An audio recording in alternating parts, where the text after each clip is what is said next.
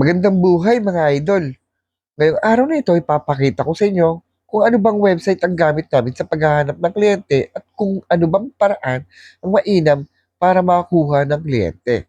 Siya nga po pala mga idol. Disclaimer lamang po. Dito po sa aking channel, hindi ko po kayo mabibigyan ng trabaho.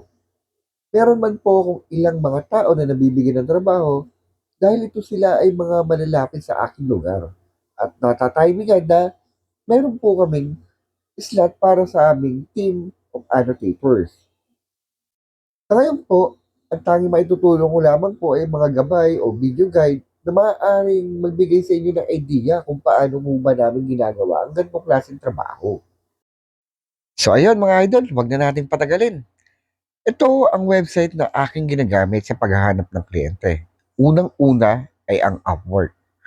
So mapapansin nyo rito sa Upwork, maraming klaseng trabaho na may kinalaman sa image annotation ang lumalabas sa aking profile. At yun ay dahil sa mga keyword na ito. Image labeling, image tagging, image annotation. So yan yung search relevance na aking laging hinahanap. So isa yan sa mga kailangan mong malaman para nang sa ganun, laging lalabas sa iyong profile o sa iyong best matches ang mga annotation project na updated sa Upwork. Tulad nitong data labeling for images, US-based freelancers only. So, sayang, 3 hours ago pa lang naman sana ito na i-post. Kaso, since ang hinahanap nila is US-based, so medyo negative na yan. Wala yung hahanaping online na work from home setup. Paalalahanan ko na kayo mga idol. Dito kay Upwork, nangangailangan dito ng currency na tinatawag namin Connect. Yung Connect na yon is a virtual currency na ginagamit namin para sa pag-apply sa mga kliyente. So, every month, makakakuha ka naman ng 10 Connect every ikasampu ng buwan. Okay. However, other than that, wala ka nang makukuha Connect not unless kung i-invite ka mismo ng kliyente, okay, as an interview.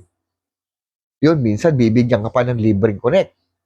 At ito ang kagandahan, idol, no? Kapag nag-apply ka, gagamit ka ng Connect at kapag nag-reply sa iyo yung kliyente o yung in-applyan mo, so babalik sa iyo yung Connect na ginamit mo. Maaaring napapatanong ka, idol, para saan ba yung Connect na yan? So yun nga, idol, no? Ang kagandahan ng pagkakaroon ng Connect dito kay Upwork is nakokontrol po ng Upwork yung mga spamming application. Unlike before kasi na medyo maluwag pa sila pagdating sa Connect, napakaraming nag-a-apply sa isang job post na even yung ibang mga nag-a-apply doon ay wala nang kinalaman yung skills nila. So they are just spamming na mag-apply sa iba't ibang klase ng trabaho at papalaring matanggap.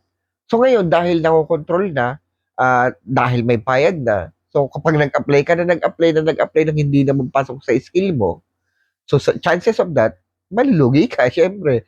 Kasi ang dami mong gagastusin Connect. So yun yung reason.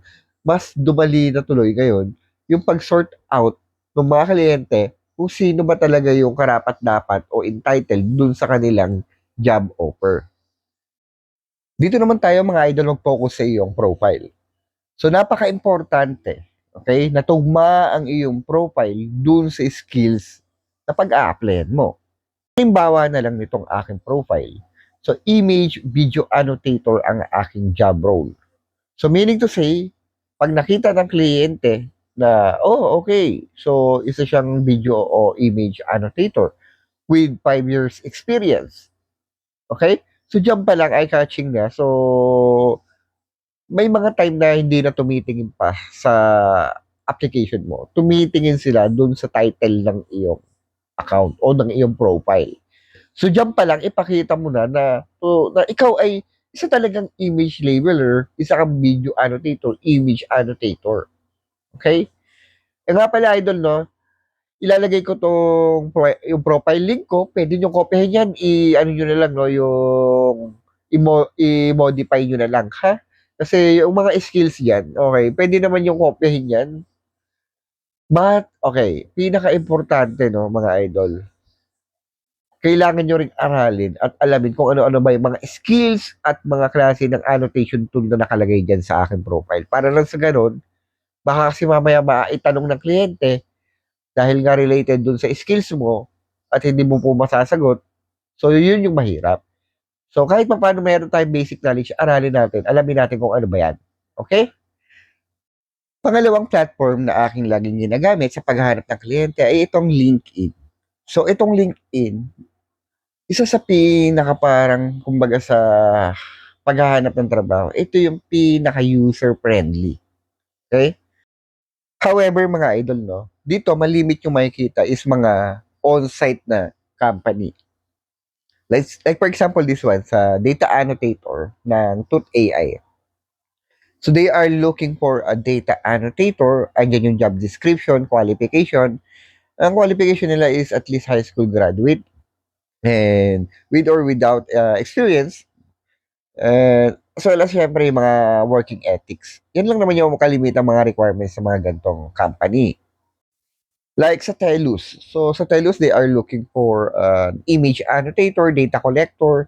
So marami rito mga company, mga BPO company na nagkaroon ng mga direct client na nagpapatrabaho ng may kinalaman sa machine learning. So yun yung mga malimit may encounter nyo rito kay LinkedIn. Other than that, may mga ilang kang mga company, big companies, meron yan yung mga startup na company, startup na individual na naghahanap ng client, I mean, ng annotator nila, long-term annotator nila na makakasama nila rin sa project nila. May mga ganyan. So, dito kami nagkakilala nung big time client ko. So, itong client ko na to, since 2018, kliyente ko na siya. Until now, siya yung pinaka parang pundasyon ng aking image annotation project. And then yun, mga nasusundutan ng mga quick project, short project, yun naman commonly sa Upwork, minsan referred by friend. Yan, Facebook Marketplace din pala. Pero napakadalang na ngayon sa Facebook, unlike before. So yun mga idol, no, pwede nyo i-maximize itong dalawang website na ito sa paghahanap po ng mga kliyente. At the same time, sa paghahanap po ng trabaho. At kung gusto niyo naman po pasukin yung mga microjobs website, so next content, i-upload ko naman about dun sa mga microjobs. Pero sa ngayon, hindi pa po napapanahon yung mga microjobs. Maraming microjobs ngayon na walang project. So, zero project pa ngayon. Kaya, hindi ko pa maisasuggest sa ngayon. Pero, okay, isa yun sa pinaka magandang paraan para mas malinang yung skills nyo sa pag-a-annotate o sa image annotation. You know what, guys? I started in Remotas talaga. So, way back 2018 din. Diyan talaga ako nagsimulang annotate, categorization, segmentation, LiDAR, and so on and so forth. So, napakarami. Video box annotation. So, medyo mababa ang bayad. May mga ilang malaking project, malaking bayad na project na na-encounter natin. At alam yan ng mga Remotas fans natin dyan, mga idol. So, yung mga tulad ni Remotas, isa sa the best micro jobs na pwede nyo pagsimulan, kuhaan ng knowledge, kuhaan ng idea na magagamit nyo in the future as your own. Katulad ko, yun yung ginamit kong background nung nagsisimula pa lang ako maghanap ng kliyente. And it works well. So marami akong kliyente na yun. Okay. So ikaw pala galing sa Remotas, sa Scale AI.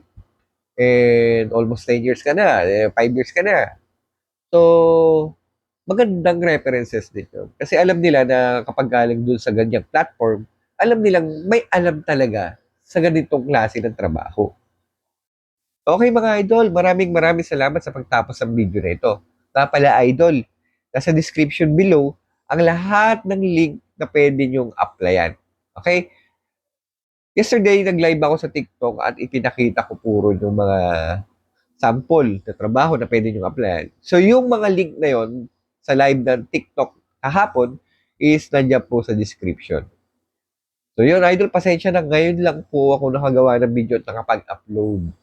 So, medyo nagkaroon ng problema kasi sa family namin na sagasaan kasi yung anak ko habang nagbibisikleta dun sa kalsada. So, dito banda sa may Sabang. Papasok na siya sa subdivision namin, papuntang south. And then, biglang lumiko yung anak ko. I don't know kung sino may kasalanan, pero dahil nasagasaan siya, syempre, magiging kasalanan nung nakasagasa sa kanya. So, luckily, sa awa ng Diyos, maraming salamat. Wala namang pinsala na matindi na natamo ang aking anak. So, minor injury, gas-gas sa katawan, and then yung balakang niya, sobrang sakit. So, okay na siya. Stable na siya. Yun lang mga idol, maraming salamat. Pasensya na ulit ha. Alam nyo naman po, ulitin ko lang po, kakarampot lang ang aking oras. Sobrang busy po talaga idol at pinagkakasya lang po natin. Sana maunawaan nyo po. Thank you po idol. God bless.